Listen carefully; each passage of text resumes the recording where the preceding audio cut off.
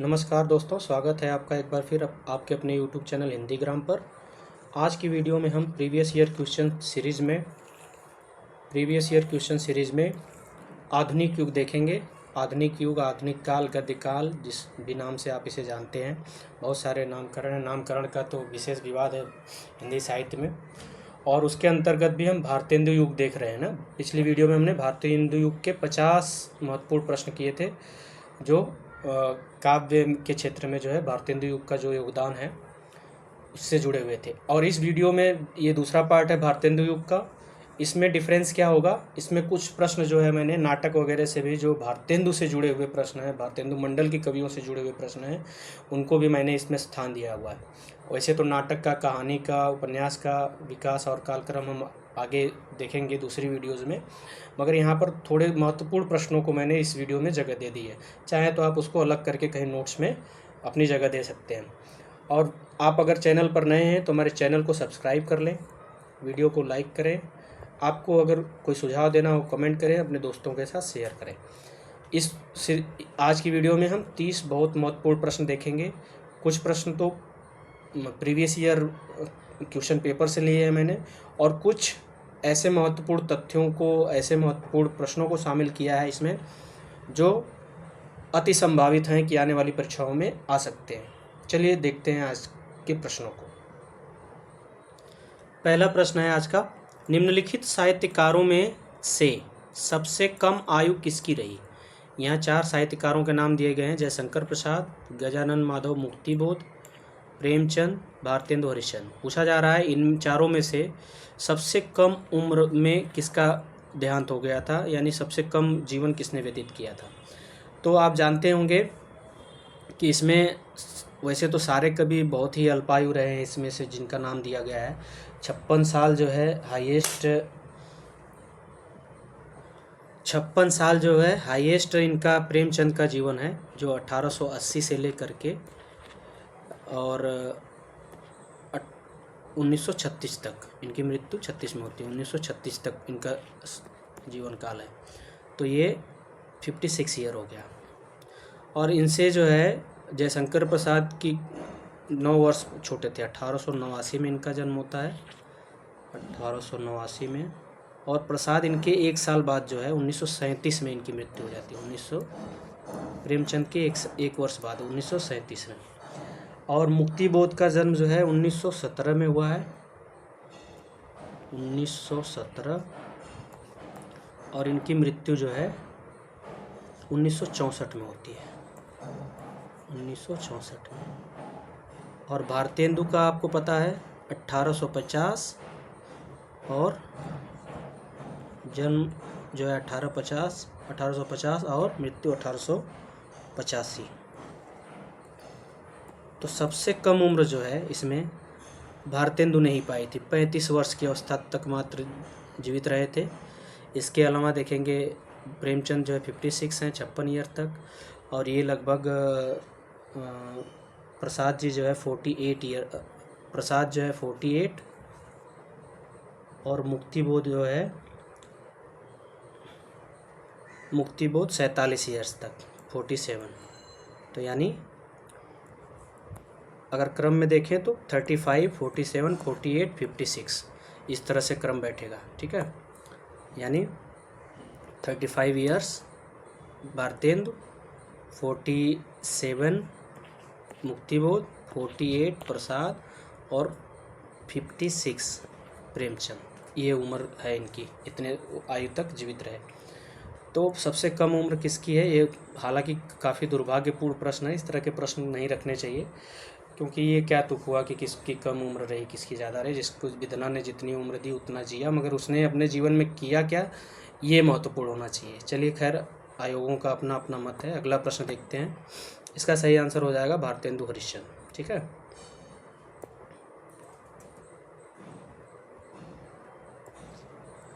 सही आंसर है भारतेंदु हरिश्चंद्र। बिहारी बिहार नामक ग्रंथ के रचयिता हैं। बिहारी बिहार पूछा जा रहा है किसकी रचना है। काशीनाथ सिंह, बिहारी, राधाचरण गोस्वामी, पंडित अंबिका दत्त व्यास। बिहारी बिहार। ये जो है अंबिका दत्त व्यास की रचना है, अंबिका दत्त व्यास की। इनकी 2-3 और बहुत महत्वपूर्ण रचनाएं हैं, जिसमें एक सुकवि सतसई है, सुकवि सतसई,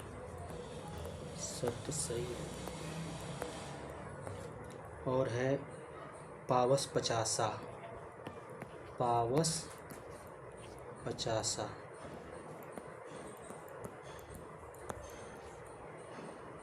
और एक है हो होरी, हो होरी। इसको ध्यान रखिएगा। चलिए अगला प्रश्न देखते हैं। इनमें से किस कवि साहित्यकार का संबंध भारतेंदु काल से नहीं है, यानी भारतेंदु युग से संबंधित कवि नहीं है? राधिका रमण प्रसाद सिंह, प्रताप नारायण मिश्र, अंबिका दत्त व्यास, बद्रीनारायण चौधरी, प्रेमगन। तो इनमें से जो है आप जानते हैं प्रताप नारायण मिश्र, अंबिका दत्त व्यास, बद्रीनारायण चौधरी, प्रेमगन, ये तीनों जो है भारतेंदु युग से संबंधित है। राधिका रमण प्रसाद सिंह जो है भारतेंदु युग से संबंधित साहित्यकार नहीं है, तो ये इसका सही आंसर हो जाएगा।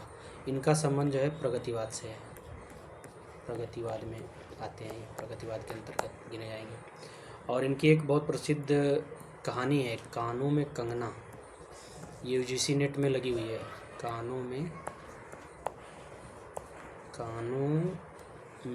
कंगना।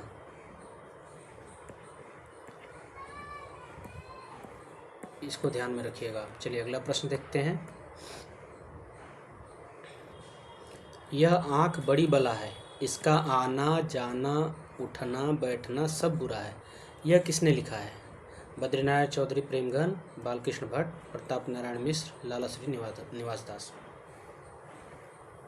तो ये लिखा है बालकृष्ण भट्ट जी ने कि आँख जो है बड़ी बला है, इसका आना जाना उठना बैठना सब बुरा है, सारा रोग आँखों का है। इसमें आँखें चार होना नहीं लिखा है इन्होंने, आँखें टकराना नहीं लिखा है, आँखें दिखाना नहीं लिखा है, मगर दुनिया भर के मुहावरे आपको आँखों से संबंधित मिलेंगे। और सारा खेल जो है, सारी समस्याओं की जड़ जो है शुरुआत आँखों से होती है। हम कोई चीज़ अगर ना देखें तो उस समस्या से बहुत हद तक बच सकते हैं, ठीक है। दूसरी क्रिया होती है हमारी सुनने वाली, सुनने को थोड़ा इग्नोर भी कर देता है आदमी, मगर कोई चीज़ देख लेता है तो उसको इग्नोर नहीं कर पाता। तो यहाँ पर जो कथन दिया गया है उसका लेखन करने वाले हैं बालकृष्ण भट्ट। चलिए अगला प्रश्न देखते हैं। भारतेंदु युगीन काव्य के संदर्भ में विवरण, कौन सा विवरण सही नहीं है? भारतेंदु युगीन काव्य के संदर्भ में कौन सा विवरण सही नहीं है? यह युग प्राचीन ब्रजभाषा काव्य और नवीन खड़ी बोली काव्य का मिलन बिंदु रहा, बिल्कुल सही बात है। इसमें प्राचीन परंपरा अनुसार रस, अलंकार, नायक नायिका भेद आदि संबंधित रचनाएं भी लिखी गई, ये भी सही बात है, छिटपुट रचनाएं मिलती हैं। इसमें देशभक्त, लोकहित, सामाजिक पुनर्निर्माण आदि नवीन विषयों पर भी रचनाएं प्रस्तुत की गई, ये भी सही बात है। इस युग में खड़ी बोली की नवीन काव्य शैली का प्राधान्य रहा, ऐसा कुछ नहीं है। खड़ी बोली के साथ साथ ब्रजभाषा भी काव्य शैली में चलती रही, प्रधानता में जो है कविता में अभी खड़ी बोली जो है प्राधान्य नहीं हो पाई थी। अब यहाँ तक अभी ब्रजभाषा हमें देखने को मिलती है प्रधान रूप से कविताओं में। द्विवेदी युग में आकर के थोड़ा खड़ी बोली का प्रचलन बढ़ता है, तो ये आंसर सही हो जाएगा इसका डी वाला। ये कथन सही नहीं है, ये विवरण भारतेंदु काल के संबंध में सही नहीं है। खड़ी बोली की नवीन काव्य शैली का प्राधान्य रहा, ये गलत है। चलिए अगला प्रश्न देखते हैं। हिंदी नई चाल में ढली, सन 1873 ईस्वी में ये नोट भारतेंदु ने अपनी किस पुस्तक में दिया था? ये बहुत ही महत्वपूर्ण कथन है मित्रों। हिंदी नई चाल में ढली, ये जो है हिंदी के खड़ी बोली के चलन को और गद्य और नई नई चीज़ों के अडाप्टबिलिटी को लेकर के इन्होंने कहा था कि अब यहाँ से हिंदी जो है अब नई चाल में ढल रही है। और ये 1873 में दिया गया इनका स्टेटमेंट था लिखित रूप में। ये किस पुस्तक में इन्होंने किया था? कालचक्र, इसका लेखन कालचक्र में, हरिश्चंद्र चंद्रिका, बाला बोधनी, कविवचन सुधा। तो यहाँ पर देखिए ये जानबूझ करके मैंने तीनों इनकी जो है पत्रिकाओं के नाम रखे हैं, हरिश्चंद्र चंद्रिका, बाला बोधनी, कविवचन सुधा, ताकि आपको याद हो जाए। और कालचक्र जो है एक पुस्तक है इनकी, शायद इसमें लेख वगैरह हैं, इसके बारे में बहुत विशेष जानकारी मिल नहीं रही है ढूंढने पर भी। तो कालचक्र में ही इन्होंने ये स्टेटमेंट लिखा था, नई चाल, हिंदी नई चाल में ढली, और ये 1873 में दिया गया नोट है। ये पूछा जाता है, ठीक है। चलिए अगला, ऐसे भी पूछा जाता है कि ये किसने कहा है, हिंदी नई चाल में ढली, तो याद रखिएगा ये भारतेंदु का स्टेटमेंट है। चलिए अगला प्रश्न देखते हैं। और ये तीनों पत्रिकाएं जो है भारतेंदु द्वारा संपादित हैं, जिसमें इसका नाम पहले हरिश्चंद्र मैगजीन था, बाद में 8 अंकों के बाद इसको हरिश्चंद्र चंद्रिका के नाम से जाना जाने लगा। और बाला बोधनी का संबंध जो है स्त्री शिक्षा से है। चलिए अगला प्रश्न देखते हैं। भारतेंदु का अधूरा नाटक है चंद्रावली, भारत दुर्दशा, नील देवी, सती प्रताप। तो भारतेंदु का अधूरा नाटक कौन सा है, आपको पता होगा, सती प्रताप जो है भारतेंदु का अधूरा नाटक है। इसे किसने पूरा किया था, इनके फुफेरे भाई थे राधा कृष्ण दास, इन्होंने ही इसको पूरा किया बाद में, इनके मृत्यु के बाद, राधा कृष्ण दास। चलिए अगला प्रश्न देखते हैं।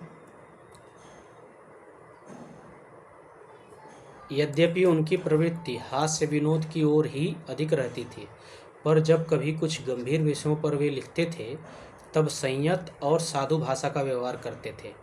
शुक्ल जी का ये गलत प्रिंट टाइप हो गया, यह होगा, यह कथन किसके संबंध में है, यानी किस लेखक के, कवि के संबंध में है ना। भारतेंदु, प्रताप नारायण मिश्र, बालकृष्ण भट्ट, प्रेमगन। देखिए हिंदी में टाइप करना भी एक बहुत बड़ा चैलेंज है, और बोल करके कुछ लिख करके मतलब टाइप करने में और चेक कर के प्रश्न बनाने में भी कहीं एक आध गलतियाँ रह जाती हैं। इसको आपको थोड़ा बहुत इग्नोर करके चलना पड़ेगा, क्योंकि 100% जैसा कुछ नहीं होता है। मैं पूरी कोशिश करता हूँ कि वीडियो में कम से कम, मेरे टेक्स्ट में कम से कम गलतियाँ हों, मगर उसके बाद भी एक आध कहीं न कहीं मिल जाती हैं। तो शुक्ल जी का यह कथन किसके संबंध में है, ये प्रताप नारायण मिश्र के संदर्भ में है। किसके संबंध में, प्रताप नारायण मिश्र के संबंध में है, कि ये जो है हास्य विनोद में ज़्यादा मतलब मनोरंजक बातें करते थे, ज़्यादातर प्रवृत्ति जो है इनकी हास्य विनोद की थी। मगर जो गंभीर विषय कोई लेते थे, किसी गंभीर मुद्दे पर बात करते थे, लिखते थे, तो इनकी भाषा साधु और संयत हो जाती थी, यानी बिल्कुल एक अच्छी भाषा का व्यवहार करते थे वहाँ पर। चलिए अगला प्रश्न देखते हैं।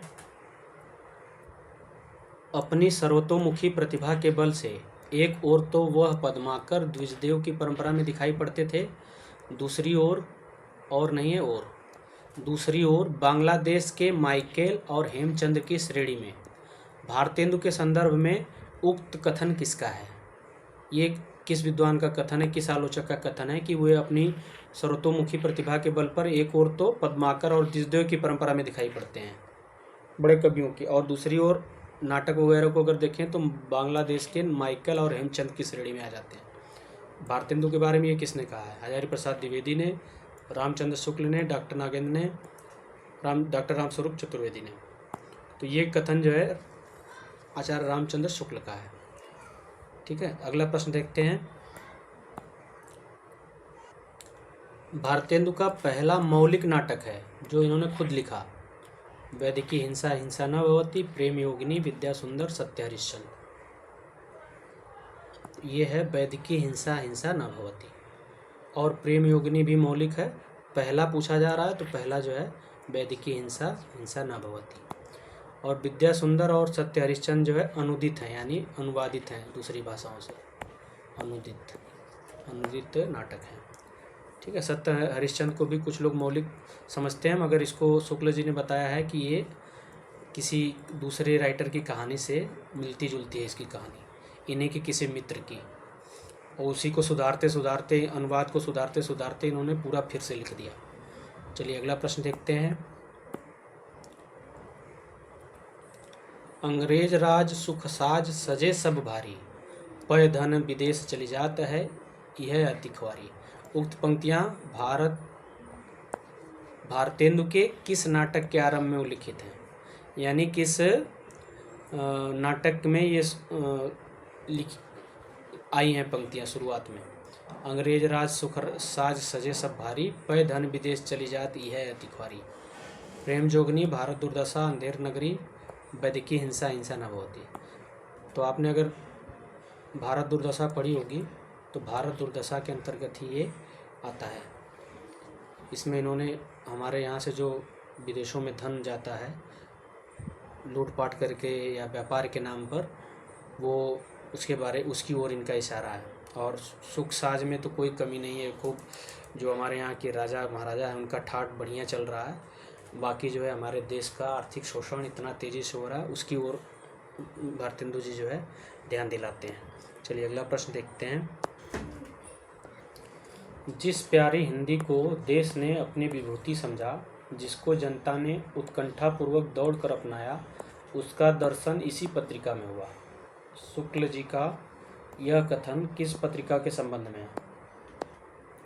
हरिश्चंद्र मैगजीन, बाला बोधनी, कविवचन सुधा या ब्राह्मण। ब्राह्मण तो खैर इनकी है ही नहीं भारतेंदु की, मगर ये पूछा जा रहा है कि जिस प्यारी हिंदी को देश ने अपनाया है, हिंदी के जिस रूप को, उसका दर्शन हमें किस पत्रिका में होता है वैसी हिंदी का। तो ये जो है कथन शुक्ल जी का भारतेंदु की पत्रिका जो है हरिश्चंद्र मैगजीन है। ये पहला हरिश्चंद्र मैगजीन है, जिसका 8 अंकों के बाद नाम बदल कर हरिश्चंद्र चंद्रिका कर दिया जाता है, ये है। इसके बारे में शुक्ल जी का ये कथन है। चलिए अगला प्रश्न देखते हैं। वीरांगना रहस्य महानाटक अथवा वेश्या विनोद महानाटक किसकी अपूर्ण कृति है? ये प्रश्न बहुत चुनिंदा मैंने लिए हैं। ये आप इनको अगर नोट करके चलते हैं और इनको पढ़ते हुए दोहराते हुए चलते हैं तो ये आने वाले समय में आपको परीक्षाओं में ज़रूर लाभ दिलाएंगे। मैं भगवान तो बनने की कोशिश नहीं करता हूँ खैर कि मैं किसी चीज़ का दावा ही कर दूँ। वादा करता हूँ कि जितना भी मैं आपको कंटेंट देता हूँ वो सेलेक्टेड देता हूँ। मेरे पिछले 5-7 साल के अपने अनुभव का निचोड़ है।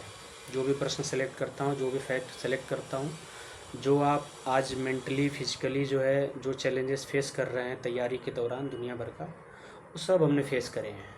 और अलग अलग फेज़ में, कोविड के दौरान नौकरियों के फेज़ में, फिर नौकरियाँ तैयारी का दौर अलग ही होता है, सबको पता है, और उसमें बहुत सारी चीज़ें हमें झेलनी होती हैं। तो आप अगर निश्चित रूप से मुझसे जुड़े हुए हैं तो आप कहीं ना कहीं मेरे वीडियोस में, मेरे कंटेंट में कुछ क्वालिटीज़, कुछ और विशेषताएं देखते होंगे, क्योंकि विशेष मैं कुछ चीखने चिल्लाने वाली पढ़ाई पर बहुत विश्वास नहीं करता हूँ। क्योंकि अब आजकल कल्चर बन चुका है कि 10 बार एक ही बात को दोहराइए, 10 बार चिल्लाइए और कहिए यही आएगा, यही पढ़िए, तब तो आप एक सफल यूट्यूब पे सफल टीचर हैं, नहीं तो नहीं। तो इस तरह का कुछ मेरा वो है नहीं, ना तो मुझे उतना हाईलाइट होना है, ना उस तरह का कोई नाम यश चाहिए मुझे। बस ये है कि मेरे हाथ से कुछ लोगों का अगर कुछ मदद हो सकती है मेरे द्वारा, वो करने की कोशिश मैं कर रहा हूँ। बाकी आप लोगों के हाथ में है। जैसा पसंद आया अपना कमेंट छोड़ दीजिएगा वीडियो के कमेंट बॉक्स में, ठीक है। तो ये किसकी अपूर्ण कृति है? बालकृष्ण भट्ट की, प्रेमगन की, भारतेंदु, प्रताप नारायण मिश्र। बहुत सारे व्यूअर ऐसे भी होते हैं जो वीडियोस देख लेते हैं, चैनल सब्सक्राइब नहीं करते। कोई बात नहीं है, आपकी अपनी मर्ज़ी है भाई, आप भी अपनी मर्ज़ी के मालिक हैं। हम अपना काम कर रहे हैं, आपका काम है देखना, पसंद करना। अगर देखते हैं पसंद आता है तो पसंद करिए, लाइक करिए, नहीं आता है मत करिए, कोई बात नहीं है, ठीक है। तो स्वेच्छा का विषय है। तो ये किसकी अपूर्ण कृति हो जाएगी?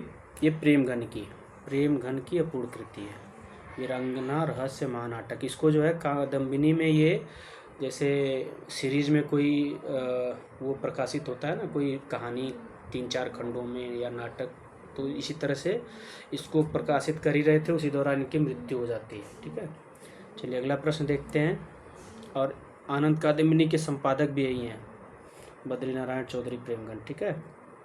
चलिए अगला प्रश्न देखते हैं। ये इतने मनमौजी थे कि आधुनिक सभ्यता और शिष्टता की कम परवाह करते थे।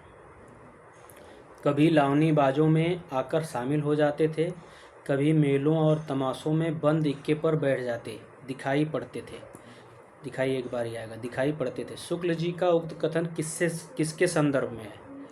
ये किसके बारे में शुक्ल जी ने कहा है कि कभी तो लावनी जो एक विधा है साहित्य की, उसमें आकर के शामिल हो जाते थे, वहाँ लोगों के साथ जो है लावनी बनाने लगते थे, और कभी जो है मतलब मनमौजी किस्म के व्यक्ति थे स्वभाव से, और वो शिष्टता और सभ्यता का बहुत ज़्यादा ध्यान नहीं रखते थे। ये किसके बारे में कहा है? बालकृष्ण भट्ट, प्रताप नारायण मिश्र, भारतेंदु, राधा कृष्ण दास।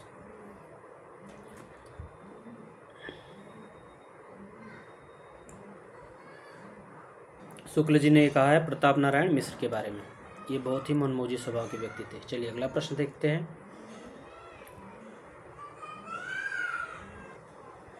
निम्नलिखित में से आनंद कादम्बिनी के संपादक कौन हैं? बालकृष्ण भट्ट, प्रताप नारायण मिश्र, बद्रीनाथ चौधरी प्रेमगन, राधा कृष्ण दास। आनंद कादम्बिनी एक बहुत महत्वपूर्ण पत्रिका है। इसके संपादक कौन है? बद्रीनारायण चौधरी प्रेमगन।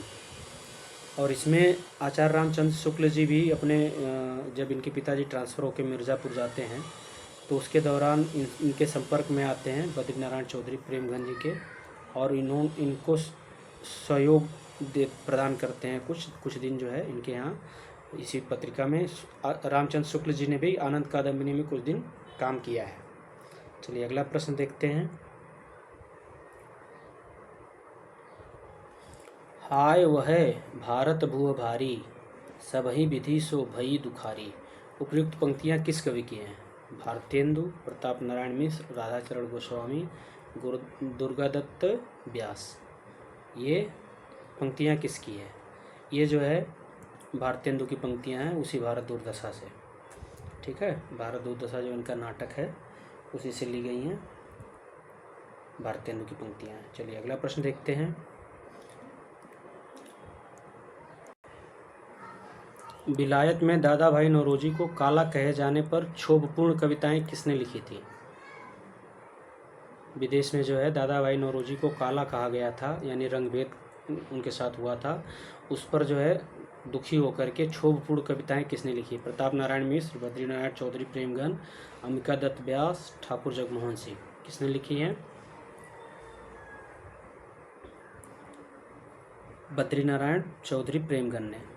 ठीक है, ये दादा भाई नौरोजी को काला कहा गया था तो कारे रंग कारा करके कारे नाम से ही एक कविता लिख दी, मतलब कारे रंग के ऊपर ही, बद्रीनारायण चौधरी प्रेमगन ने। ठीक, इनकी संपूर्ण रचनाओं का संग्रह जो है प्रेम घन सर्वस्व के नाम से है। प्रेम घन सर्वस्व। चलिए अगला प्रश्न देखते हैं।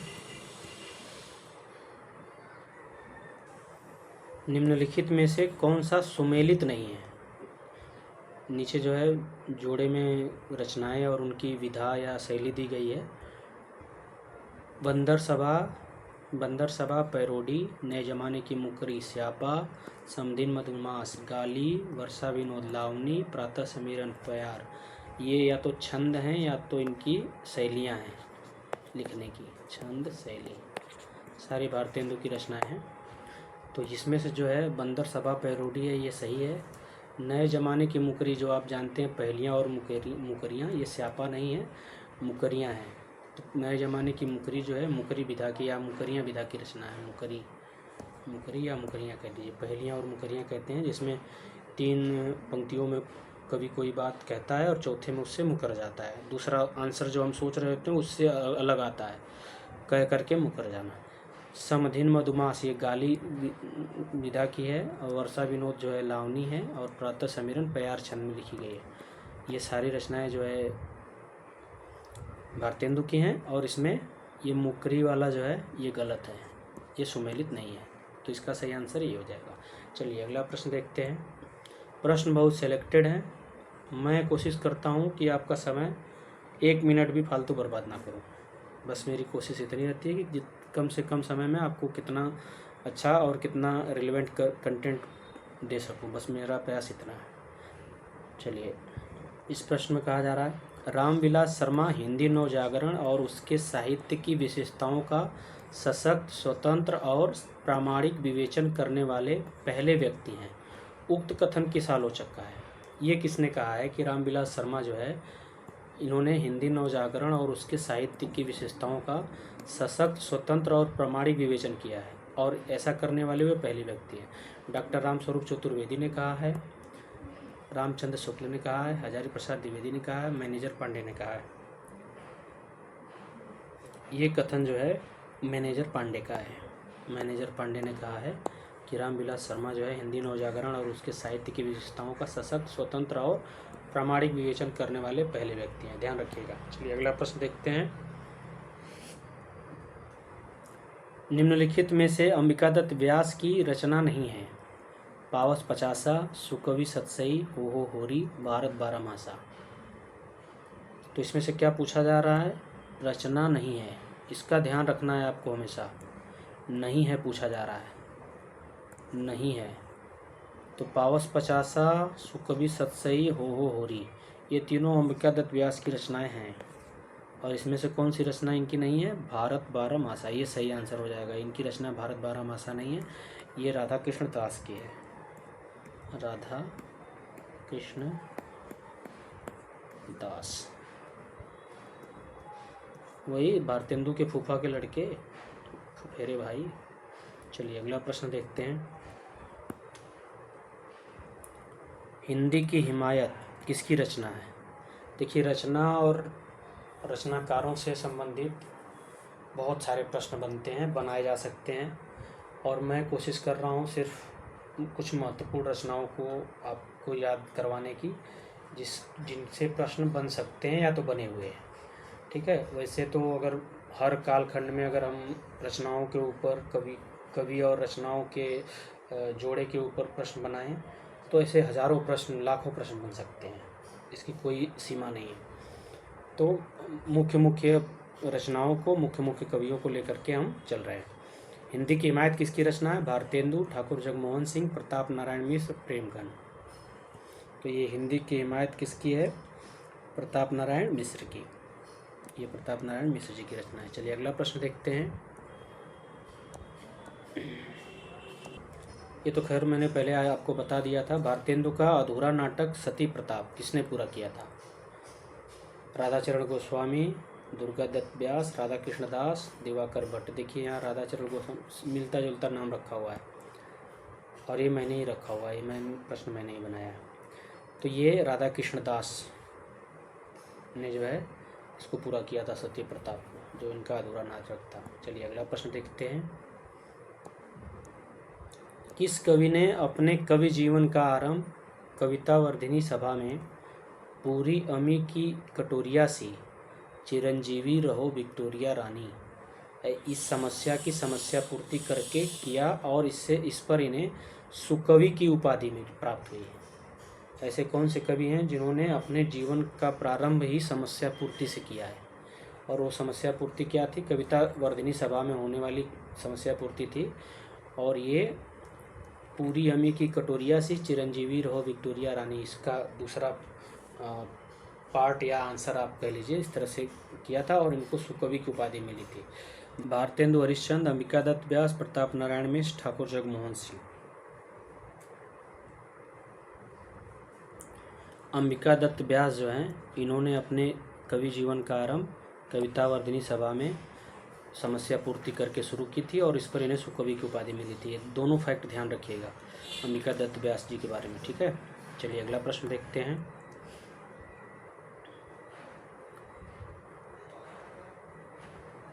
इस वीडियो में मैंने एक दो महत्वपूर्ण प्रश्न जो है भारतेंदु पूर्व युग या भारतेंदु उत्तर युग से भी ले लिए हैं। आप इसको थोड़ा सा ध्यान करके इसको अलग कहीं नोट कर लीजिएगा। ठीक है। निम्नलिखित में से कौन सी रचना गोपाल चंद्र गिरधरदास, जो इनके पिता थे, की नहीं है? राधा स्त्रोत, गोपाल स्त्रोत, बलराम कथामृत, राम कथामृत, हनुमत भूषण। चूँकि ये भी एक बहुत महत्वपूर्ण कवि हैं, लेखक हैं, तो इनकी जो है रचनाओं को शामिल कर लिया मैंने। इनमें से इनकी जो है रचना हनुमत भूषण नहीं है, बाकी ऊपर की 4 रचनाएं इनकी हैं। गोपाल स्त्रोत, राधा स्त्रोत, बलराम कथामृत, राम कथामृत, गोपाल चंद्र गिरधरदास। हनुमत भूषण जो है ये सरदार कवि हैं, कोई सरदार कवि उनकी है, सरदार कवि की। चलिए अगला प्रश्न देखते हैं। भारती भूषण और छंदोवर्णन नामक रीति निरूपक रचनाएं किसकी हैं? रीति निरूपक, फिर रीतिकाल का याद दिला देगा आपको ये रीति निरूपक। बैजनाथ द्विवेदी, गोपाल चंद गिरधरदास, सरदार कवि, चंद्रशेखर वाजपेयी। इनमें से कौन है जिनकी ये दोनों रचनाएं हैं? भारती भूषण और छंदोवर्णन। गोपाल चंद्र गिरधरदास की ये दोनों रचनाएं भारतेंदु के पिता गोपाल चंद गिरधरदास द्वारा रचित हैं। भारती भूषण और छंदोवर्णन ये रीति निरूपक ग्रंथ है। ठीक है, चलिए अगला प्रश्न देखते हैं। नवभक्तमाल किसकी रचना है? गुलाब सिंह, राधाचरण गोस्वामी, दुर्गा दत्त व्यास, दिवाकर भट्ट। तो नवभक्तमाल जो है राधाचरण गोस्वामी की है। किसकी है? राधाचरण गोस्वामी की। भक्तमाल किसकी रचना है ये आप जो है कमेंट करके बताइए। भक्तमाल बहुत चर्चित रचना है, पूछी जाती है। चलिए अगला प्रश्न देखते हैं। समस्या पूर्ति सर्वस्व किसका समस्या पूर्ति संग्रह है? समस्या पूर्ति एक विधा है भारतेंदु युग की। इसमें बहुत सारी रचनाएं मिलती हैं। भारतेंदु मंडल के कवियों में खासा लोकप्रिय थी ये। भारतेंदु की है, अंबिका दत्त व्यास की है, दुर्गा दत्त व्यास की है, प्रताप नारायण मिश्र की है। समस्या पूर्ति सर्वस्व जो है अंबिका दत्त व्यास की है। किसकी है? अंबिका दत्त व्यास की समस्या पूर्ति सर्वस्व। चलिए अगला प्रश्न देखते हैं।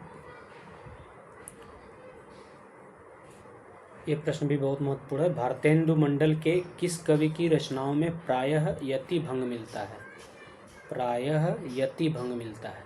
यति भंग का मतलब, यति का मतलब होता है विराम। तो जहाँ पे रुकना चाहिए वहाँ ना रुक करके ये यति को भंग करते हैं। तो प्रेमघन, प्रताप नारायण मिश्र, ठाकुर जगमोहन सिंह, अंबिका दत्त व्यास। प्रेमघन ऐसे कवि हैं जिनकी रचनाओं में यति भंग प्रायः मिलता है। बद्री नारायण चौधरी, प्रेमघन, इनकी रचनाओं में जो है प्रायः हमें यति भंग देखने को मिलता है। चलिए अगला प्रश्न देखते हैं। जीर्ण जनपद या दुर्दशा दत्तापुर किसकी रचना है? प्रताप नारायण मिश्र, राधाकृष्ण दास, अंबिका दत्त व्यास, प्रेमघन, बद्री नारायण चौधरी, प्रेमघन। ये जो है जीर्ण जनपद प्रेमघन की रचना है। बद्री नारायण चौधरी, प्रेमघन, इसे दुर्दशा दत्तापुर के नाम से भी जानते हैं। चलिए अगला प्रश्न देखते हैं। और दोस्तों ये इस वीडियो का आखिरी प्रश्न है।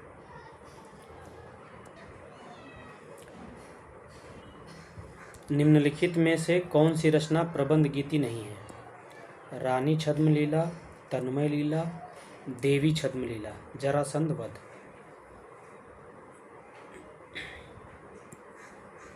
प्रबंध गीति जो है इनमें से नहीं है जो, वो जरासंध वध है। ये गोपाल चंद गिरधरदास की रचना है जो इनके पिता हैं भारतेंदु की। बाकी रानी छद्मलीला, तन्मय लीला, देवी छद्मलीला ये भारतेंदु की रचनाएं हैं और प्रबंध गीति हैं। भारतेंदु की प्रबंध गीति, भारतेंदु, ठीक है। और जरासंध वध जो है गोपाल चंद्र गिरधरदास की है। गोपाल चंद्र गिरधरदास।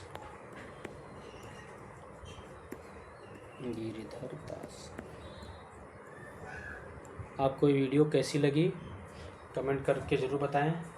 अगर वीडियो पसंद आए तो लाइक करें, चैनल को सब्सक्राइब करें, अपने दोस्तों के साथ शेयर करें। मिलते हैं एक और ऐसी वीडियो के साथ। अपने दोस्तों के साथ शेयर करें। मिलते हैं एक और ऐसी वीडियो के साथ। आपका बहुत बहुत धन्यवाद।